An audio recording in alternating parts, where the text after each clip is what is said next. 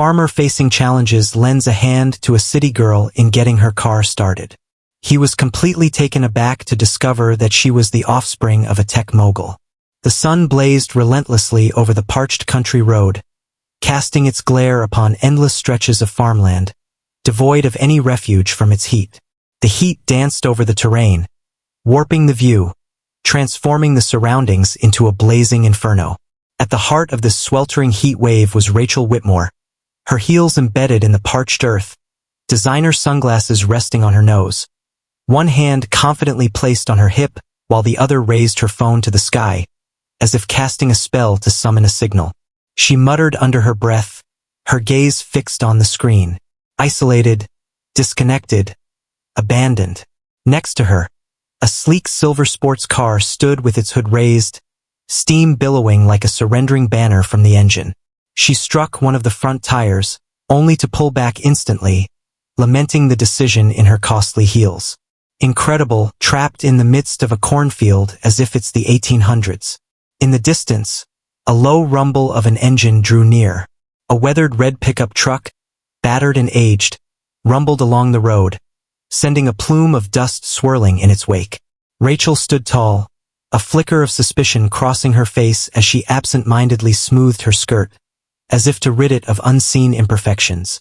The truck came to a halt next to her. The window slid open, unveiling a man with weathered skin, sturdy shoulders, and an air of tranquility. His flannel shirt was casually rolled at the sleeves, and his hands bore the marks of earth and labor. "Are you okay, miss?" he inquired, his tone calm and untroubled. Rachel folded her arms across her chest. "Clarify everything correctly. I'm in a bind, no reception, and I have a strong feeling I'm encircled by nothing but fields of corn and grazing cows." The man offered a subtle smile. "It appears that your vehicle has reached a boiling point." "Really? Is that so?" She reacted sharply, then quickly regained her composure. "Apologies, it has been quite a day." He appeared unbothered. "My name is Tom. I reside in that direction," he indicated towards the horizon. "Would you mind if I had a glance?" Rachel paused, observing him intently. He appeared harmless, merely exuding an irritating sense of tranquility. "Feel free to proceed. However, this is a premium model, far from your typical farm vehicle." Tom let out a soft laugh. "I understand, but at the end of the day, an engine remains an engine." He leaped out, strolled to the front of the vehicle, and began examining the parts. Rachel rested against the passenger door, her arms crossed, observing him with a blend of skepticism and hesitant optimism. After a brief moment, he cleaned his hands with a cloth. "Go ahead and begin it now." She eased into the driver's seat and twisted the key in the ignition. The engine roared to life momentarily, only to falter and succumb to a sudden, harsh cough. She let out a frustrated groan, striking the steering wheel with her palm. Tom took a step back, narrowing his eyes at the distant horizon. "It seems a tempest is on the horizon." Rachel glanced upward. Heavy clouds gathered swiftly, a distant rumble of thunder resonated, and the initial droplets of rain pattered against the windshield. "Naturally," she whispered, "simply flawless." "You're not going to make much progress if that engine keeps flooding," Tom remarked. "Optimal choices for enduring the situation in a sheltered location." Rachel regarded him intently. "Allow me to surmise, you're on the verge of presenting your charming cabin nestled in the woods," he offered with a slight smile. "Is it a farmhouse?" "Indeed, I am." She cast her eyes toward the horizon, where the sky was deepening into a charcoal gray, then shifted her gaze to the road she had left behind. The water and mud were beginning to surge in, creating a chaotic scene. "Very well," she sighed. "Take the helm." As Tom settled into his truck, he navigated deliberately down the gravel path. Rachel trailed behind in her car for approximately half a mile until the road turned unmanageable. With a resigned sigh, she left the vehicle behind, clutching her handbag and heels as she carefully navigated the expanding puddles beneath her feet. As they approached the farmhouse, the rain fell like a thick curtain. Tom propped the screen door ajar as she entered, soaked to the skin, her makeup streaked, and her hair plastered down against her scalp. "Wonderful," she murmured. "Now I resemble a soaked poodle." Tom offered her a towel and gestured towards the fireplace. "Please feel free to dry off in this area. I'll start boiling the kettle." The cozy little house exuded warmth, its air rich with the aroma of aged wood and a hint of sweetness, perhaps cinnamon. Rachel stood rigidly, uncomfortable in the surroundings, her heels discarded, her dignity crumpled. With the thunder rumbling ominously outside, she surveyed the room with a keen eye. Scattered throughout the space were family photos, vibrant children's drawings, and a pair of well-loved boots resting by the door. This space didn't belong to her, not in the slightest. And yet, for the first time all day, she found herself in the company of another. She settled gently onto the couch, towel held tightly in her lap, and let out a deep sigh. She hadn't envisioned her weekend unfolding this way, yet it marked the start of an unexpected journey. Rachel found herself in the heart of the farmhouse kitchen, her eyes widening in disbelief as she took in the surroundings. The space was quaint and time-worn, featuring an assortment of wooden cabinets, a vintage stove, and a cast-iron kettle that emitted a gentle whistle as it heated on the burner. Here, there were no shining marble countertops or state-of-the-art gadgets. Instead, hand-washed dishes were arranged neatly next to the sink, accompanied by a calendar filled with handwritten reminders for chores and birthdays. "Is that so? Is that a wood-burning water heater?" she inquired, gesturing toward the rear of the house, where wisps of steam ascended from a modest metal tank. Tom, wiping his hands on a dish towel, gave a nod. "Absolutely. I've relied on it for years. It gets the job done." Rachel's eyes fluttered. Without Wi-Fi and an espresso machine? Not a single microwave. Tom wore a sly grin. "We have a coffee pod and a fireplace, which pretty much addresses all of life's essentials." She scoffed, clearly unimpressed. "And I believed that experiencing a flat tire in Beverly Hills was unfortunate." Tom remained silent. He turned back to the kettle, pouring her a cup of hot tea and placing it softly on the table with a subtle "here." Rachel accepted it, yet remained standing. Instead, she meandered through the room, scrutinizing every detail with a sense of aloof fascination, as though she were a contestant on a reality show where a city girl is plopped into a rustic homestead. In the dining room, Ruth, Tom's mother, arranged the table with care. Her movements carried a deliberate grace, each action imbued with intention, her hands unwavering despite the passage of time. The dish was straightforward: a pot of hearty vegetable stew, a warm loaf of cornbread, and crisp apple slices sprinkled with cinnamon. Rachel glanced at the food, her eyebrow arching in curiosity. "Is this the evening meal?" Ruth offered a heartfelt, sincere smile. "It may not be extravagant, darling, but it's crafted with care." Rachel managed a courteous nod and settled into her chair. Tom sat opposite her, silent, watchful. He observed her responses with calm deliberation, his gaze conveying more than his speech ever could. Ruth offered each person a bowl, her hands trembling ever so slightly as she passed one to Rachel. "I trust you'll enjoy it. It's among Tom's top picks." With a touch of uncertainty, Rachel lifted her spoon and sampled a tiny morsel. She savored each bite, her face a mask of contemplation, before finally placing the spoon aside. "It's all good," she remarked. "It's simply not what I'm accustomed to." Ruth laughed softly. "Perhaps it will eventually appeal to you." During the meal, Rachel mostly nibbled at her food, occasionally stealing glances at her phone and sighing in frustration when she recalled, once more, that there was no service. Tom was quiet, only replying when addressed, yet his eyes seemed to linger on Rachel a bit longer each time she crinkled her nose or let out a noticeable sigh. Once dinner was over, Rachel politely left the table and made her way outside, walking back and forth on the porch until she discovered a spot near the fence with just the right amount of signal bars. She pressed the numbers with urgency. Moments later, a friend answered the call.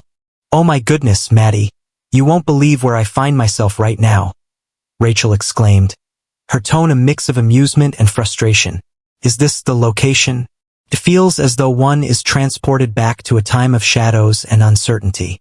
There's a distinct absence of Wi-Fi, Uber, and oat milk lattes.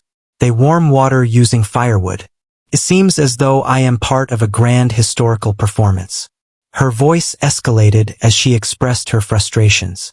Honestly, if I don't escape this place soon, I might find myself churning butter and donning bonnets. It feels as if we're transported back to the Stone Age. She chuckled, unaware of the soft steps trailing behind her. Tom had ventured outside to dispose of the trash, but he suddenly halted as her words reached his ears. He lingered in silence, the shadows concealing his features. After a brief pause, he pivoted in silence and made his way back indoors, the screen door emitting a soft creak as it shut behind him. With a heavy sigh, Rachel ended the call and turned slowly to head back inside. She was unaware of what he had overheard. She remained unaware of the change in his gaze, at least for now. Yet, something had shattered that evening. Not with a bang, not with flair, merely a subtle crack in the connection between two individuals who began as unfamiliar faces and were on the brink of realizing the profound impact they could have on one another's lives. The following morning, the sky glowed with a gentle gold hue. The breeze was mild, and the fields whispered softly in the distance. The storm had subsided, yet Rachel's spirits remained unchanged. She perched on the edge of the porch, arms folded, her chin resting thoughtfully on her knees. All that surrounded her seemed utterly still, enveloped in a silence that was almost oppressive. Silence envelopes, devoid of signals, absent of the hum of traffic, leaving no avenue for escape. After breakfast, she quietly excused herself, informing Ruth that she was merely stepping out for some fresh air. With her phone rendered useless and her patience fraying, Rachel meandered beyond the barn, past the chicken coop, and along a narrow path adorned with wildflowers and weathered stones. The scent of fresh hay mingled with the rich aroma of damp earth. She traversed the path instinctively, as though her feet craved motion more than her thoughts did. She never intended to stray too far, yet the meandering trail beckoned her, drawing her further and further into the forest behind the estate. Trees arched above, resembling the grand ceilings of a cathedral. Avian voices echoed in a melodic exchange. She inhaled deeply and conceded, albeit reluctantly, that it was stunning, wild, unrefined, and serene, in a manner she was unaccustomed to. Then she misstepped. The earth below her trembled unexpectedly, a precarious scatter of stones at the brink of a chasm. Her foot slipped, her ankle turned, and in an instant her body was cascading downwards. She plummeted into a tight gully, hitting the ground forcefully between two sharp stones. A jolt of agony surged through her leg as she attempted to shift, and her heart raced with escalating dread. Her right foot was trapped, caught uncomfortably between the rocks, and despite her persistent efforts to pull it free, it remained stubbornly in place. "Greetings?" She let out a piercing scream, the sound reverberating through the dense forest. "Is anyone present?" Silence lingered in the air. She made another attempt, raising her voice. She shouted until her voice was raw. Her hands were bruised, her knees were torn. The heat bore down on her like a heavy burden. Sweat burned her eyes. She attempted to pull once more, her screams muffled by clenched teeth. Yet the agony was overwhelming. Time stretched on, lingering in its passage. "Please," she whispered, her voice trembling. "Is there anyone there?" Rachel's pride lingered until the very end. As the sun ascended, she sensed everything beginning to fade away. Her resilience, her fury, her refined contours. Emotion surged within. She brushed at them with soiled hands, smudging dirt across her cheeks. Then, just as her vision started to fade into obscurity, she perceived it. The echo of hurried, crunching footsteps, a voice calling out to her. "Is that you, Rachel?" She attempted to raise her head, but found herself unable to do so. Suddenly, he emerged. Tom. His gaze swept across the ravine, and the instant he laid eyes on her, a transformation flickered across his features. He acted without a moment's pause. Silently, he descended, meticulously navigating the rugged slope. "Hey, don't go anywhere," he urged, kneeling beside her. I have you covered. I'm trapped, she whispered. My foot. He assessed the angle swiftly, his fingers gliding with accuracy. With a decisive motion and a strained grunt, he liberated her ankle from the tight crevice. She inhaled sharply, wincing in agony. I understand, he said softly. This will be painful, but we must find a way to get you out of this situation. She was rendered speechless. Her head rested gently against his chest. Tom took the initiative without seeking approval. He lifted her into his embrace, grime, blood, and everything else, and started the arduous ascent. The incline was sharp, the earth slippery from the recent downpour, yet he advanced with determination, cautiously, ensuring she never lost her footing.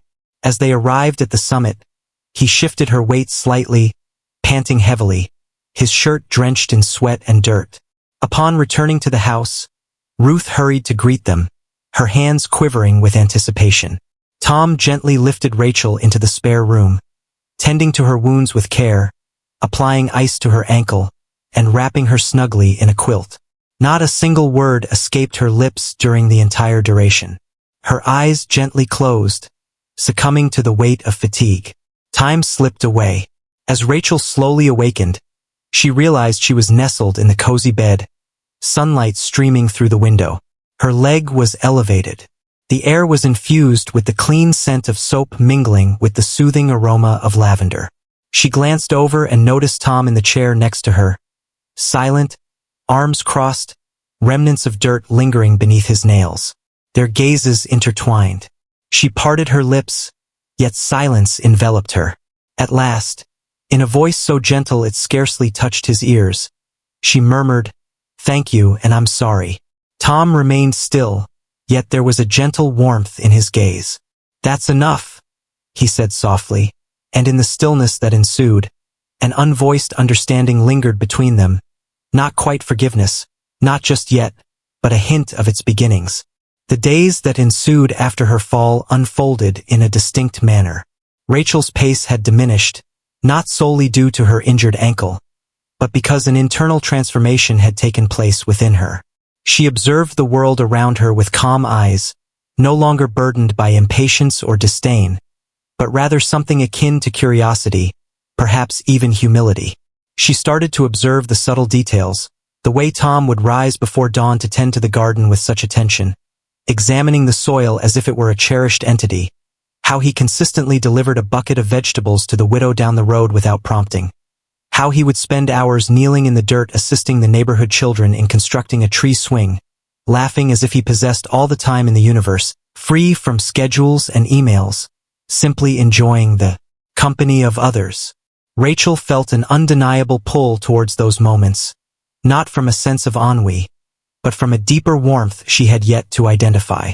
One morning, she stepped into the kitchen while the house still lay in slumber. The stove sat in silence, the air thick with the scents of firewood and flour.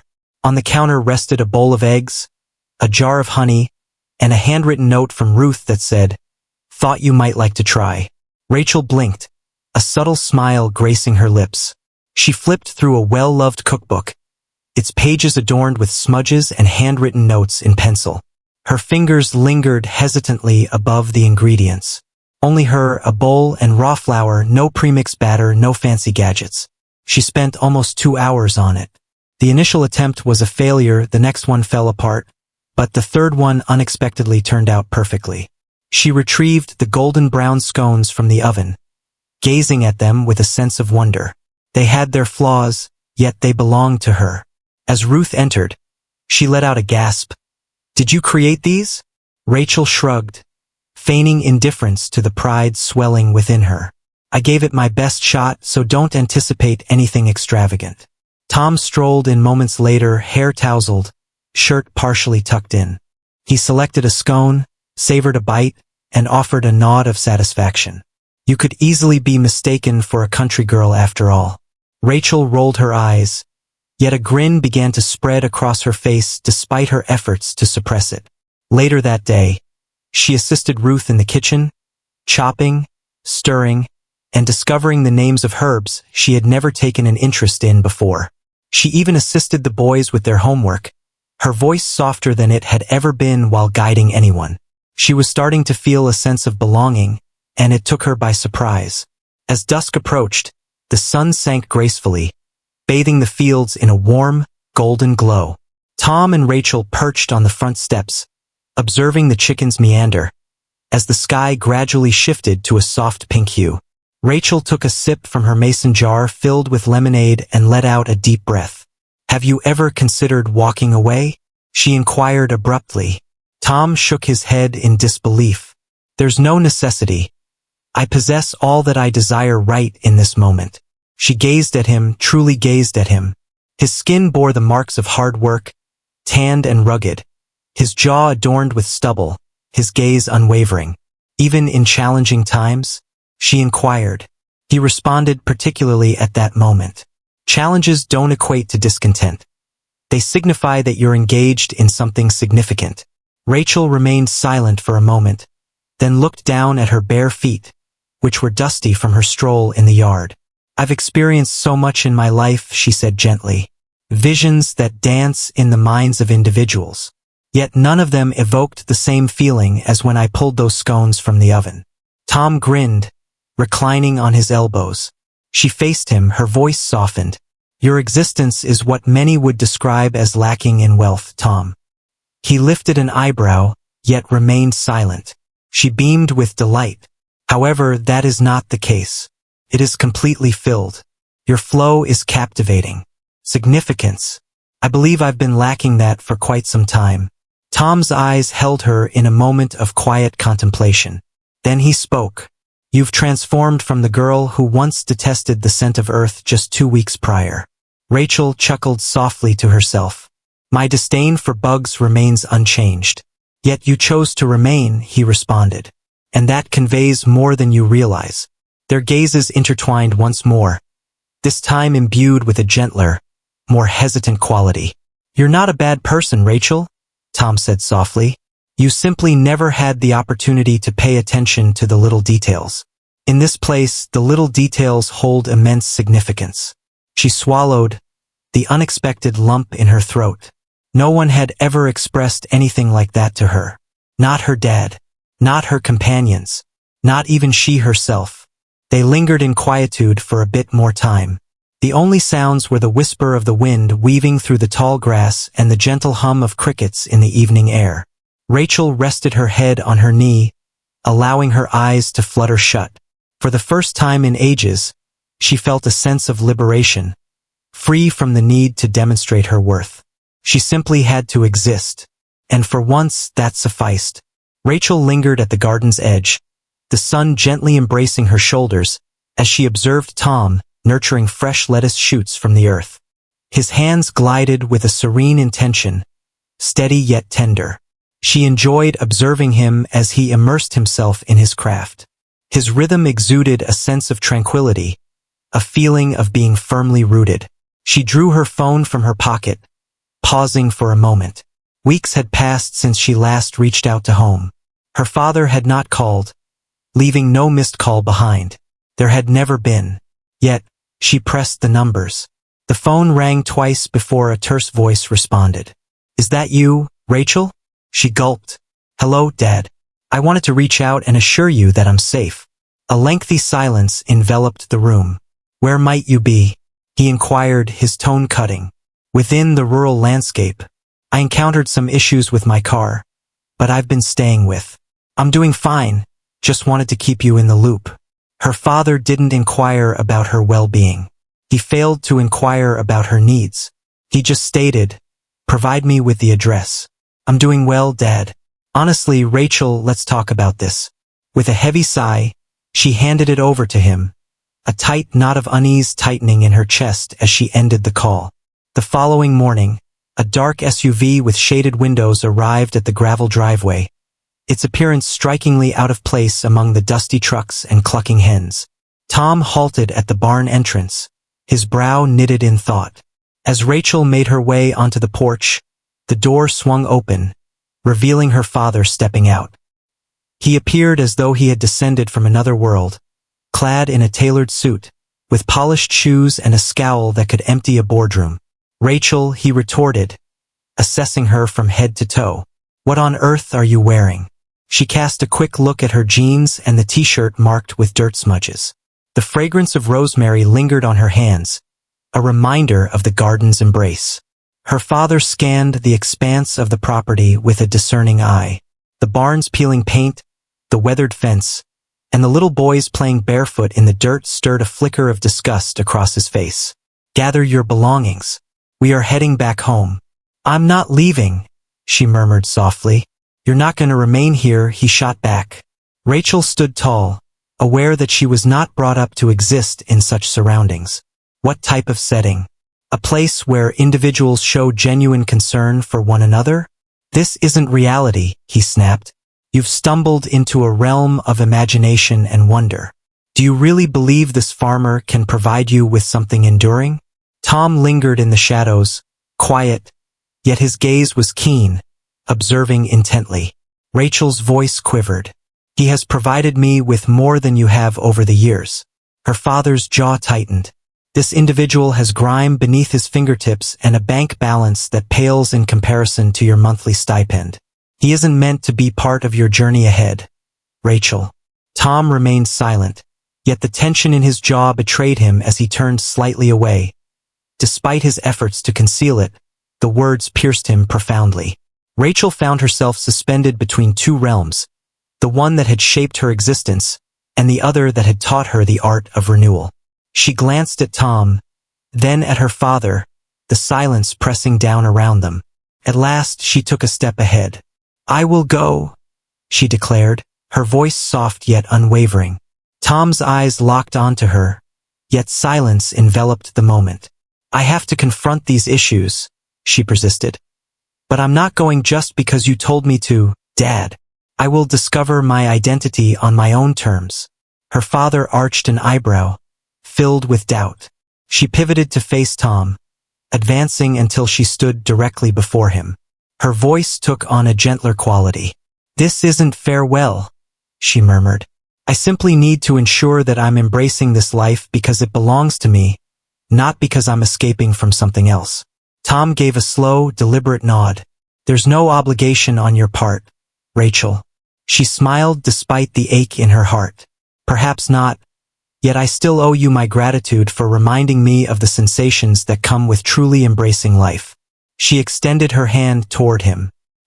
He grasped it, if only for an instant, cradling it as though it could vanish at any moment. She took a step back, pivoted, and entered the SUV. The engine roared into action. Dust billowed in the wake of the vehicle as it vanished down the unpaved path. Tom lingered in that spot long after it had vanished. The hens clucked softly, a gentle breeze rustled the leaves, and the tranquility she had once cherished now seemed transformed, evoking a sense of emptiness, a quiet anticipation of hope lingering in the stillness. The city buzzed with a cacophony that felt more intense than she recalled. The blaring horns, the frantic pace of vehicles, the shining facades of towering buildings reflecting the morning light. Everything seemed overwhelming, intense, and relentless. Rachel entered her father's office the day after her arrival, her posture strong, her heels echoing on the marble floors with a determination she had never felt before. Her father glanced up from his desk, a look of surprise crossing his features. Welcome back. I am, she said with a calm demeanor, placing her handbag on the chair next to her. However, it won't last long. He clasped his hands, cautious. So what brings you here?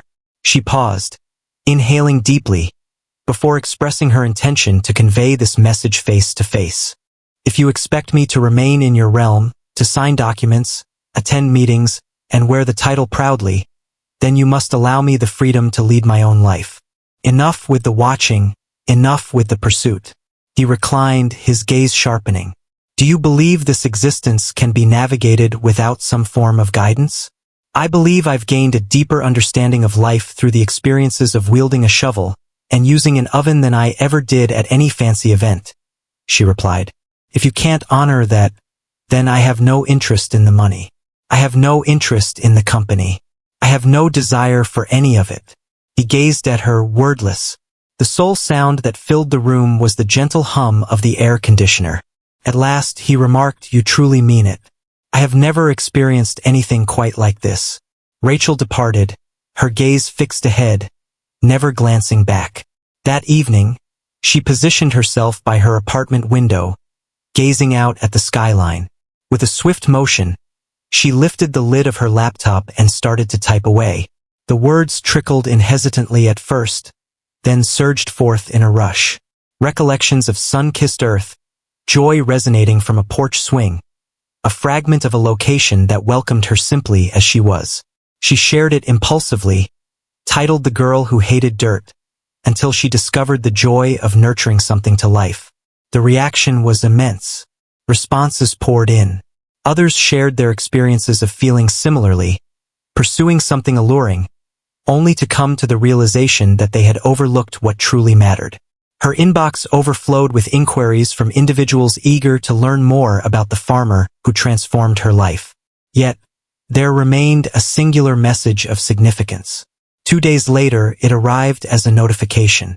"Tom Bennett has shared your post." She selected the profile. His caption was brief. "I've gone through this 3 times, and it still doesn't seem real. However, I'm pleased that you recalled the scent of rain." Rachel shut the laptop, gathered her belongings, and purchased a bus ticket. Eliminate private vehicles, bypass the unnecessary, and focus solely on the goal ahead. 2 days later, dust clung to her boots as she disembarked from the bus. The gentle breeze caressed the surroundings, evoking a sense of warmth and familiarity. She strolled along the lengthy dirt path, moving past the well-known mailbox adorned with flaking paint, and beyond the tree she had once deemed unattractive, now a source of solace. She stood before the farmhouse gate, the sun dipping low behind her. Tom lingered on the porch, a wrench clutched in one hand, his expression a mix of bewilderment and contemplation. Rachel approached him with a deliberate, measured pace. "I'm not here because I have nowhere else to go," she declared, halting in front of the gate. He remained silent. With a gentle tug, she unfastened the latch, pushed it aside, and entered the space. "I'm here," she said, her voice quivering just a touch, "because I want to remain. I wish to cease running. I want to lie right here." Tom gazed at her, his eyes lingering for an extended moment. He placed the wrench aside, descended the steps, and paused before her. "Are you certain?" "I'm uncertain about everything," she murmured, "except for the emotions that wash over me in this place." He gave a single nod, then, with deliberate care, extended his hand to grasp hers. This time she stood her ground. This time she stood her ground. In the stillness of the dusty yard, under the warm glow of the amber sky, a long-awaited resolution found its place. The ancient barn had never experienced such vitality. With Rachel's touch, the dusty wooden beams glimmered as they were adorned with fairy lights. Chalkboard signs guided visitors to berry-picking patches, hay rides, and the newly established bake-your-own scone stand, which had swiftly emerged as the farm's most beloved attraction. What began as a subtle comeback has blossomed into something grander, something genuine. Rachel and Tom transformed the land into something beyond just a vegetable garden. It transformed into a haven where urban families could connect with nature, share laughter amidst blooming petals, and observe their kids pursuing chickens rather than screens. Rachel took charge of the branding and crafted the narratives. Each post, each photo on their website resonated with her unique expression. Humorous, sincere, open. She referred to it as the grounded existence. She had once fled from filth. At this moment, she embraced the celebration. A crowd gathered in large numbers. Children adorned pumpkins with vibrant colors during the autumn season. In the warmth of summer, couples gathered sunflowers. And several weary spirits discovered a sense of solace in the tranquil trails that wove through the cornfields. And the children, Tom's nieces and the neighbors' boys, trailed after Rachel like a flock of eager ducklings. She was known as Miss Scones. She chuckled at first, her cheeks coloring with feigned shock. "Miss Scones," she playfully remarked, sweeping flour off her apron. "Is that all there is? Not the sovereign of sweet treats? Woman of spice?" No, one exclaimed with joy. You shall always be known as Miss Scones. The name remained. One afternoon, after the final visitors had departed and the echoes of laughter had dissolved into the fields, Tom discovered Rachel seated beneath the very oak tree where he had first observed her complaining about bugs. With her shoes discarded, her skirt neatly folded beneath her, she cradled a small jar of blackberry jam in her lap. He approached her quietly, wordlessly extending a glass bottle of lemonade. She smiled, her gaze elsewhere. Convince me this isn't real, just so I can savor it once more. He took a seat next to her. It's genuine. For a time, they absorbed the sound of the wind weaving through the fields of crops. Then Tom rose to his feet and extended his hand. Join me on this journey. She arched an eyebrow yet accepted it. They moved quietly, his hand enveloping hers with warmth, his stride unwavering alongside her bare feet. He guided her through the neat rows of vegetables, past the greenhouse, beyond the compost pile, and ultimately to the place she recognized without hesitation. The brink of the ravine, the spot where she had tumbled. At that moment, a bench appeared, surrounded by a vibrant display of wildflowers in full bloom. Rachel came to a halt, her breath hitching in her throat. You brought me here intentionally, she remarked. Tom offered a slight smile. I certainly did. They stood side by side, gazing into the space that had once been filled with dread, now transformed into something renewed. He glanced in her direction. If you hadn't fallen, he said, his voice barely above a whisper. If you hadn't yelled and startled me to my core that day. She chuckled gently, with tears beginning to prick at the corners of her eyes. We may have never crossed paths, he concluded. She gazed up at him, her hand still clasped in his, and murmured, I believe a part of me needed to fall. He nodded, and a part of me needed to catch you.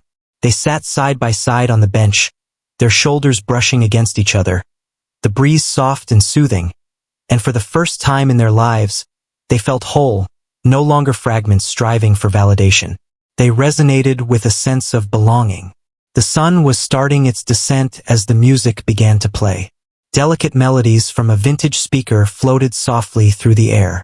Amidst the expanse of the field, under a tapestry of vibrant wildflowers and shimmering lights draped from rustic posts, the guests gathered, their attention drawn to the unfolding scene. The pathway was adorned with 2 rows of hay bales, draped in lovingly stitched fabrics and sprinkled with delicate petals. There were no extravagant entrances or lavish celebrations, but there was joy and there was affection. Rachel entered the clearing, her bare feet touching the earth, the hem of her dress brushing against the wild grass swaying gently in the breeze. Her gown was understated, crafted from the gentle linen she had personally selected from the quaint fabric shop in town. It lacked brilliance, it lacked luster, yet it flowed like a gentle breeze, light and unconfined, and it was hers. Each stitch, each seam, each decision. She cradled a delicate bouquet of lavender and wheat, her hair loosely pinned back in a manner that Tom favored, and her smile shone as brightly as the sky behind her.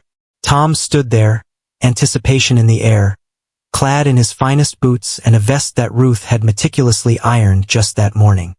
His hair clung to his forehead, still damp from a hurried wash, and a trace of soil lingered beneath his nails, a testament to his determination to finish tying the last tomato just right. Rachel locked her gaze with his, unwavering, as she approached him with purpose. The crowd that assembled was neither privileged nor affluent. They were the familiar faces of the community, the mailman, the baker, and the children who had discovered the joy of pulling carrots from the soil, all thanks to Rachel's encouragement to embrace the earth without fear. Each individual contributed in their own way, bringing along pies, chairs, and paper lanterns. The wedding was woven with affection, a flavor evident in every intricate detail. As Rachel approached Tom, he grasped her hands, and in that moment, all else faded into silence. The officiant, a former librarian from the neighboring town, offered a warm smile and a nod in their direction. Rachel was the one to speak first. I devoted countless years of my life in pursuit of something greater, she remarked, her tone unwavering. Increased wealth, heightened admiration, undeniable evidence of my worth, and unexpectedly, I discovered all I had ever desired in a place I once deemed insignificant. Tom grasped her hands tightly, his voice thick with feeling. You revitalized this space, providing me with the one essential thing I always sought, someone who appreciates the beauty in the subtle and serene. With tears glistening and laughter weaving through their words, they exchanged vows. The kiss that ensued was greeted with jubilant cheers and the rhythmic clanging of tin pans from the barn, a cherished farm tradition that Tom had fervently sought to bring back to life. As dusk enveloped the horizon in gentle shades of purple and blue, the tables overflowed with lovingly prepared meals, plates exchanged among friends, mason jars chimed with refreshing lemonade and sweet tea, and laughter danced across the fields like a melodic tune. As night fell and the stars started to emerge from the darkness, Rachel and Tom gathered around a long wooden table with Ruth and the children. Fireflies flickered in the lush grass, enveloping the world in a serene golden hush. Rachel rested her head against Tom's shoulder, gazing at the sky. She cast her eyes upon the children, their faces smeared with remnants of joy and laughter. She surveyed the surroundings of the place she had once yearned to flee, and she murmured softly, just within Tom's hearing range. I once believed I would wed a millionaire, yet I found my heart with a man who nurtures love in the soil, one seed at a time. Tom turned, pressed his lips to her temple, and whispered, and you made it all blossom. Under the vast expanse of stars, with earth beneath their nails and happiness coursing through their veins, they lingered a bit longer, simply observing the night. They understood that home wasn't defined by origins, but rather by the places they decided to embrace. We appreciate your presence as we navigate this path filled with love, forgiveness, and subtle change. Rachel and Tom's journey illustrates that the most fulfilling lives are often nurtured not in corporate offices or bustling metropolises, but in the earth we tread upon, in the joy shared with those around us, and in the embrace of someone who recognizes our true selves, rather than the facades we maintain. In a world that rushes forward and asks for more, this story softly urges you to pause, take a deep breath, and pay attention to the little details. For it is often in the most tranquil moments that the deepest connections are formed. If this tale resonated with you, brought a smile to your face, or perhaps even elicited a tear, we warmly encourage you to subscribe to Soul-Stirring Stories. We convey impactful emotional narratives that heal, uplift, and highlight the beauty in daily existence. For its soul-stirring stories, we hold the belief that some of the most profound love tales start with a broken-down vehicle and a gesture of kindness. Tap that subscribe button and allow us to share more narratives that resonate with your spirit.